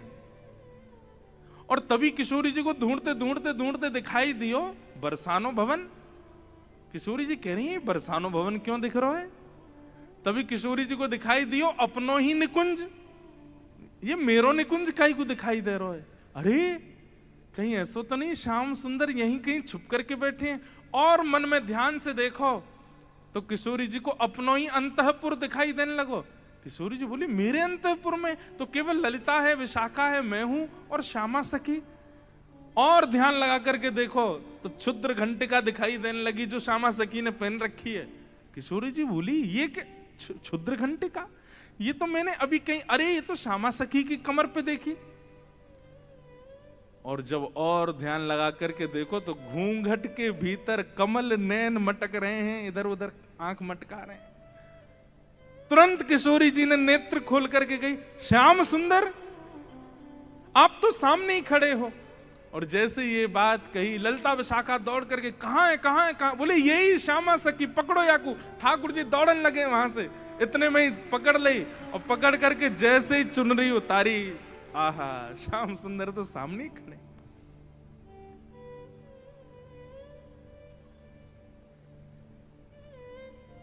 कैसा प्रेम है ये प्रेम, इसको आप संसार में घटा ही नहीं सकते हो।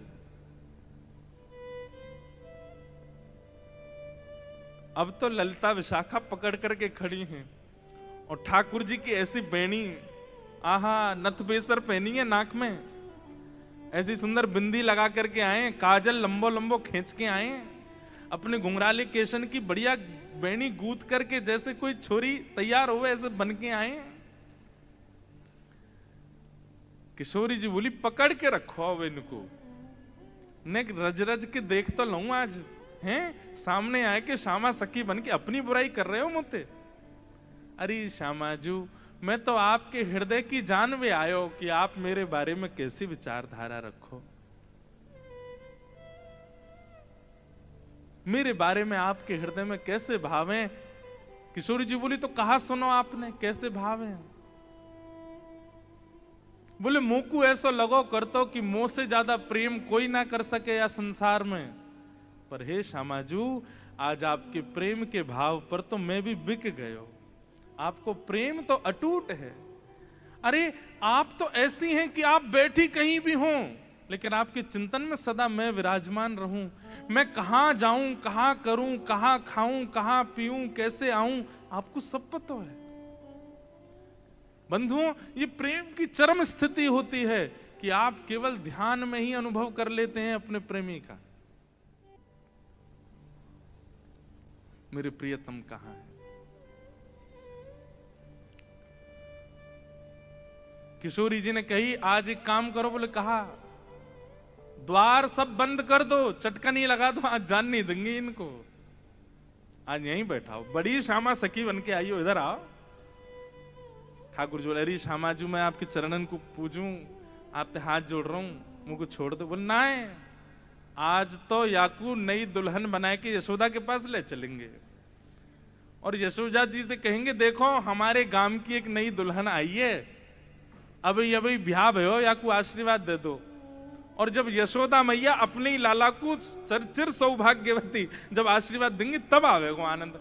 किशोरी जी आपसे हाथ जोड़ूं पाम परूं, ऐसा मत करियो, यशोदा मैया के आगे नाक कट जाएगी मेरी, ऐसे छोरी बनो डोलूं वो वैसी मेरे पीछे पड़ी रहे। ए लाला ने अपनी चाल सुधार, दूर ते ऐसा लगा कोई गजगामिनी छोरी आ रही है का। उन्हें पता चलेगी मैं लहंगा फरिया पहन के डोल रहा हूं, बहुत बहुत नाराज, उनके सामने नहीं, आपके सामने आ सकूं ऐसे। किशोरी जी को इतना अच्छा लग रहा है कि आज श्याम सुंदर घबरा रहे हैं। इतना घबरा काहे क्यों रहे हो, यहाँ पे बैठो, बगल में बैठा। सब सखी लाई किशोरी जी के बगल में ठाकुर जी को बैठाए दियो। अब श्री जी के मन में कौतिक आयो है, अरे ललता विशाखा, ठाकुर जी को हाथ पकड़ लियो, ठाकुर जी घबरा रहे हैं, जन कहा करेंगी, नेक्स्ट सामने तो आओ। ललता विशाखा दोनों सामने आ गई और बोली देखो हमेशा या सिंहासन पर प्रिया प्रियतम विराजमान हूं मैं, लेकिन आज दो दो प्रिया बैठी हैं, एक श्याम प्रिया एक गौर प्रिया। अब ये बताओ दोनों में सुंदर ज्यादा कौन लग रहा है, ये ज्यादा सुंदर लग रहे हैं या मैं ज्यादा सुंदर लग रही हूं। लहंगा इनने भी पहनो, मैंने भी पहनी है, बेनी मैंने भी गूथी है, इनने भी गूथी है, माथे पे बिंदा मैंने भी लगाया, आंखन में काजल इनके भी मेरे भी, सब कुछ। अब तुम दोनों बताओ हम दोनों में सुंदर ज्यादा कौन लग रहा है। श्याम सुंदर ऐसे रो मत, मुस्कुराओ, कछु कर थोड़ी नहीं हूं मैं। ठाकुर जी मुस्कुराने लगे, अरे ललता बताए दे आज सुंदर कौन है। आहा हमारे ब्रज में गाते हैं,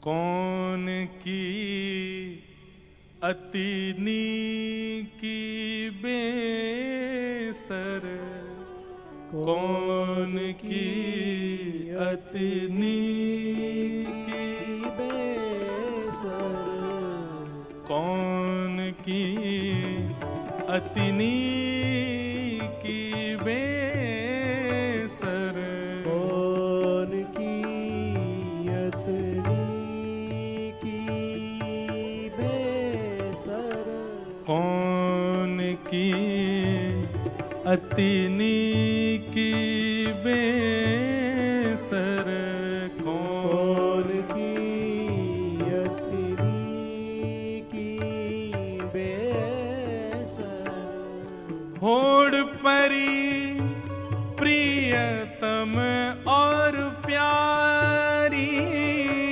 होड़ परी प्रियतम और प्यारी। हाँ आपको समझ में आ रहा है ना भाव। पद में श्री नंददास जी कह रहे हैं कौन की अति नीकी, नीकी मतलब सुंदर, बेसर, बेसर यानी कि नथ जो पहनते हैं, आज ठाकुर जी भी नथ, हमारे लाला नथ बेसर रोज ही पहनते हैं। इस दिन के बाद से, ये जो अब लीला आप सुन रहे, इस दिन के बाद से ठाकुर जी ने नियम बना लिया, वो पुरुषन को भी श्रृंगार करें और छोरी को भी श्रृंगार करें। इसलिए हमारे बिहारी जी आपको सदा लहंगा में ही मिलेंगे, लहंगा ही पहनते हैं रोज। साल में केवल एक बार, कौन सी तारीख को अभी निकल के गई, अक्षय नवमी, अक्षय तृतीया, अक्षय तृतीया के दिन पजामा पहनते हैं बस, उस दिन चरण दिखते हैं, उस दिन ठाकुर जी पीतांबरी पहनते हैं। नहीं तो हमारे बिहारी जी को आप 365 दिन देख लो लहंगा में ही रहते हैं, पूरे ऊपर से नीचे तक पहनते हैं। इस लीला के बाद से ठाकुर जी ने नियम बना लिया नथ बेसर रोज पहनते हैं। इसलिए आज द्वारिका में भी नथ पहनते हैं ठाकुर जी, नाथ द्वार में भी नथ पहनते हैं ठाकुर जी। कोई नथ पहनता है भाई? लोग कल से काम नथ पहन के घूमो एक बार गांधी धाम में, कैसे लगोगे? आप इतने हंस क्यों रहे हो? हमारे लाला पहने, हम नहीं पहन सके? देखो हमारे गिरधर लाल जी को चित्र है, या नथ पहनी भई है। बस अंतर इतना, ठाकुर जी इधर पहने, श्री जी इधर पहने। नथ रोज पहनते हैं ठाकुर जी। किस भाव से कि श्री जी को मेरो ये स्वरूप बड़ो भाग्यो है। उनको इस बात की चिंता नहीं है कि दुनिया क्या बोलेगी, बताओ पुरुष है कि नथ पहनते हैं, नहीं, श्री जी की प्रसन्नता के लिए पहनते हैं ठाकुर जी, उनको लज्जा नहीं। आज सब सखियां कह रही हैं, बताओ भाई कौन की नथ ज्यादा सुंदर लग रही है, कौन की अतिनी की बेसर, कौन की अतनी की बेसर, होड़ परी प्रियतम अरु प्यारी, होड़ परी प्रियतम और प्यारी, अपने अपने जी की, हाँ अपने अपने जी की हो बेसर, कौन की अतिनी की बेसर, कौन की अतनी की बेसर, कौन की अतिनी की बेसर, कौन की अतनी की, कौन ज्यादा सुंदर लग रहा है। अच्छा, अब तक तो ललिता विशाखा बड़ी खुश हैं, क्यों, लीला चल रही है, हम देख रहे हैं, लेकिन अब तो किशोरी जी ने यही दोनों फंसा दी, बैठो सामने बताओ दोनों में सुंदर कौन लग रहा है। अब ललिता जी जब श्याम सुंदर को देखती हैं तो उन्हीं पे ही मोहित हो जाती हैं, पर उनके बाद जब श्री जी को देखती हैं तो श्री जी से नजर नहीं हटती। मतलब दोनों इतने प्रिय लग रहे हैं कि एक को यदि थोड़ी देर देखने लग जाए तो नेत्र को दूसरी ओर ले जाने के लिए बड़ा श्रम करना पड़ता है, और दूसरी जगह पहुंच जाए तो वहीं अटक जाती हैं।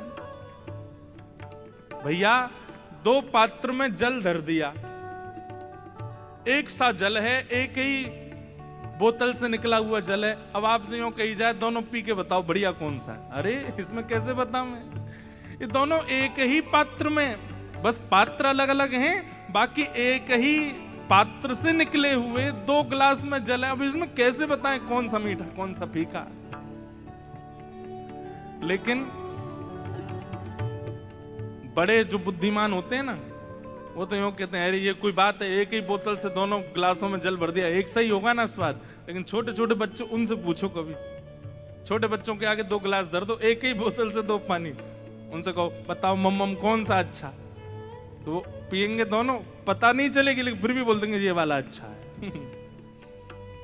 ऐसे ही सखियों को भी कभी कभी बालपन में आना पड़ता है, कभी बालक बनना पड़ता है, क्योंकि दोनों में ये भेद बताना तो मुश्किल है कि सुंदर कौन है।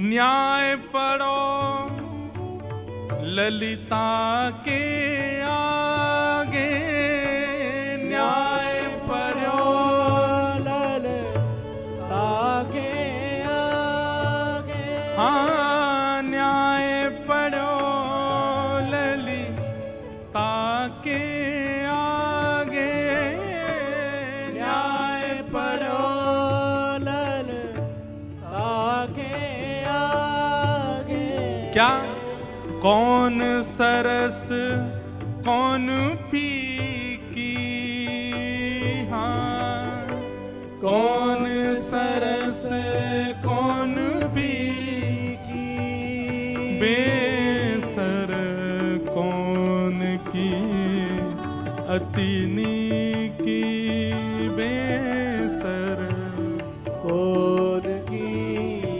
अतनी की बेसर कौन की अतिनी की बेसर, कौन की अतनी की। नंददास विलग जिन मानो, नंददास विलग जिन मानो, हो नंद दास विलग जिन मानो, नंद दास विलग जिन मानो। वास्तव में हो क्या रहा है? ललिता विशाखा अंदर ही अंदर रो रही हैं, और अंदर ही अंदर, क्योंकि किशोरी जी ने ये क्रम शुरू किया तो किशोरी जी को कम देख रही हैं, ठाकुर जी को ज्यादा देख रही हैं, क्योंकि किशोरी जी नहीं तो ये खेल शुरू करवाया। बताओ दोनों में सुंदर कौन? तो उनसे क्या कहें? तो ठाकुर जी को देखती हैं और देखते देखते देखते अश्रु भराते हैं नेत्रों में। बोले आप ही बताओ ना क्या करें, दोनों ही समान लग रहे हो हमको, दोनों ही एक जैसे लग रहे हो, दोनों में ये न्याय करना बड़ा मुश्किल है गो। ठाकुर जी आप ही कछु संकेत करो, क्या बताएं? तो जैसे ठाकुर जी ने देखी ललिता विशाखा बड़ी परेशान है गई हैं, तो पहले ठाकुर जी नेत्र बंद कर लिए, और नेत्र बंद करके मानो ऐसे करके बैठ गए। बोले कि अगर तुमने इनको श्रेष्ठ बतायो तो फिर याद रखियो, तुम बच के दिखाइयो मोते। और श्री ललिता विशाखा सोच रही भाई जीनो तो हमें श्री जी के संग है, और श्री जी की अगर हम प्रशंसा कर देंगे तो ठाकुर जी नहीं छोड़े, ठाकुर जी की कर देंगे तो फिर श्री जी कहेंगे अच्छा जाओ नंदगाम में बोरिया बिस्तर लेके जाओ, वहीं रहो, यहाँ नहीं रहना। अंत में ठाकुर जी से कहने लगी, बोले इशारे में ही बात हो रही है, कुछ कह नहीं रहे। बोले बताओ तो क्या करना है। अंत में ठाकुर जी को दया आ गई, और दया आके ठाकुर जी ने ऐसे इशारा किया, बोले इन्हीं की बताओ, बेसर इन्हीं की अच्छी है। बोले मेरी प्रशंसा कर दोगे मोह सुख नहीं मिलेगा, इनकी प्रशंसा करोगे ये राजी भी आ जाएंगी, मोह भी सुख मिलेगा। आहा।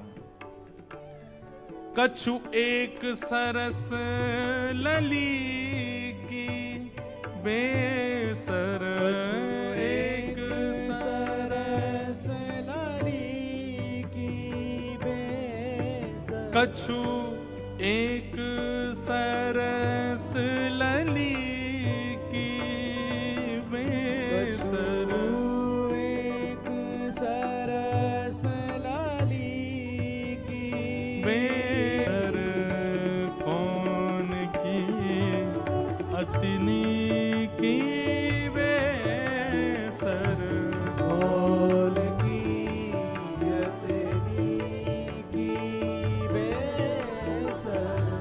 कौन की अतिनी की बेसर, कौन की अतनी की। अंत में ठाकुर जी ने इशारों कर दिया, बोले इन्हीं की बेसरनी की है, यूं कह दो। और ललिता विशाखा बोली कछु नेक सरस, ये नहीं स्पष्ट बोला कि श्री जी की बेसर, श्री जी को श्रृंगार ज्यादा सुंदर है। क्या कह रही है? बोले हे नंद नंदन हमें क्षमा करियो, कछु नेक सरस लली की बेसर, आपसे नेक, नेक ज्यादा नहीं, नेक सुंदर हमारी श्यामाजू लग रही है। और ये बात कहते ही ठाकुर जी सिंहासन से नीचे आ गए कि अरे जय हो हमारी श्यामाजू की जय हो, हमारी लाडली जू की जय हो, हमारी वृषभानु दुलारी की जय हो। सब जय जयकार करने लगे। किशोरी जी बड़ी आनंदित है गई, लेकिन मनी मन सोचने लगी अरे ललिता तेने गलत कियो, ठाकुर जी ज्यादा सुंदर लग रहे हैं। अब ललिता जी बोले अब ये लो, ये अलग लड़ाई होगी, अब ये यूं लड़ेंगे कि तुमने मेरी काई को कह दी। तेने देखी ना, देख कैसी बेसर पहन के आए, देख कैसी भौं लग रही हैं, कैसी। तेने गलती कर दी मेरी प्रशंसा, इन्हीं की करनी तो है। आप कह रही हो तो यही सुंदर, अच्छा तो या को मतलब तेने वास्तव में ना कही, अब इनके पक्ष में चली गई। बड़ी भोली है हमारी श्री जी, बड़ी सीधी। सेवा धर्म का एक स्वरूप और होता है, हां में हां, ना में ना। हमारे सेवक जो कहते हैं वो, हमारे स्वामी जो कहते हैं उसमें हाँ है। हमारे स्वामी अगर कहते हैं रात्रि के 2 बज रहे हैं तो समझो 2 ही बज रहे हैं। हमारे स्वामी कहते हैं कि भाई बड़ी ठंडी पड़ रही है तो कंबल लाके उड़ा दो, बोले ठंडी होगी जेठ के महीना में। ये सेवक धर्म है भैया, ये सामान्य नहीं, अपनी बुद्धि मत चलाइए। आजकल के सेवक तो विचित्र होते हैं, गुरुजी ने अपने चेला से कही, चेला राम रात्रि हो गई बेटा, चलो लाइट बंद कर दो। बोलो गुरुजी आंख बंद कर लो, अंधेरा अपने आप हो जाएगा।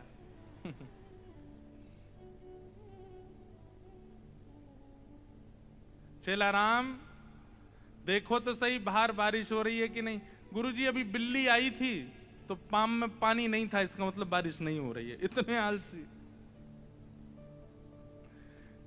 चेला राम बड़ी हवा चल रही है, किवाड़ बंद कर दो। गुरुजी 2 काम मैंने कर दिए, तीसरा आप कर लो। ऐसे चेला हैं आजकल तो। सेवा धर्म कैसा है? ठाकुर जी कहें हां तो हां, ठाकुर जी कहें ना तो ना। हम एक पर्ची वाला क्रम करते हैं अपने ठाकुर जी के संग। अब तो मैं करता ही नहीं हूं। क्यों? वो ना ही करते हैं हर बात पे, हर बात पर ना बोल देते हैं। ना ये नहीं करनो, ये नहीं करनो, इसलिए हम पूछते ही नहीं है। तो ठाकुर जी एक दिन मैंने अपने लाल जी से कि मैं अब नहीं पूछूंगा, हर बात पर ना बोल देते हो। तो उस दिन रात्रि का श्रृंगार ऐसी जोर से मुस्कुरा रहे थे, बोले मैं तो खेल हूं तेरे संग, तू जितनी बार पूछोगे नहीं बोलूंगा, तो पूछे ही मत, अपनी बुद्धि विवेक कर। तो उस दिन से हमने ये समझ लिया कि ठाकुर जी कह रहे हैं भाई अब तुम छोटी छोटी बात भी मुझसे थोड़ी पूछोगे, अपने बुद्धि विवेक से करो। जब लगे कि जीवन में बड़े घेराव आ गए, अब क्या करें, तब मुझसे पूछो।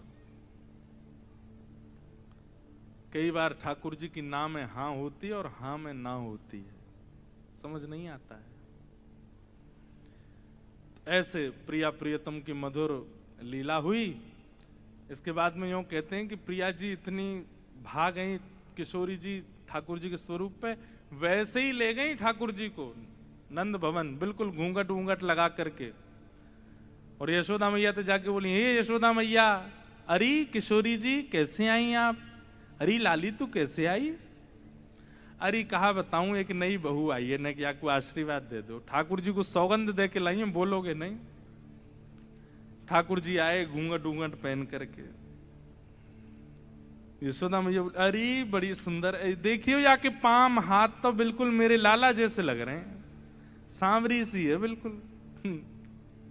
मैया या को आशीष दे दो, या को ब्याह है व्यवहार हो है। अच्छा कहां ते ब्याह होगा? बोले बरसाने के गोप ते ब्याह है रो या को।